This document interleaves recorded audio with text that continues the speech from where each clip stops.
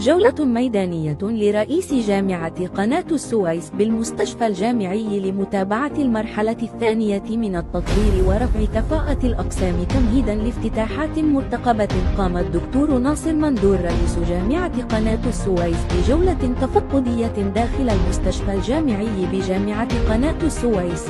وذلك لمتابعة أعمال المرحلة الثانية من تطوير الأقسام الداخلية، والتي تشمل تطوير طوارئ النساء وعمليات الطوارئ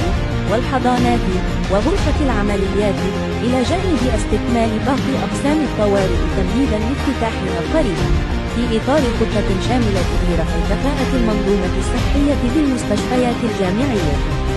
وشملت الجولة متابعة أعمال تطوير قسم الحروق، حيث يجري تنفيذ 3 غرف معالجة حروق و3 غرف عناية وتجهيز 3 غرف إقامة وغرفة عزل واحدة،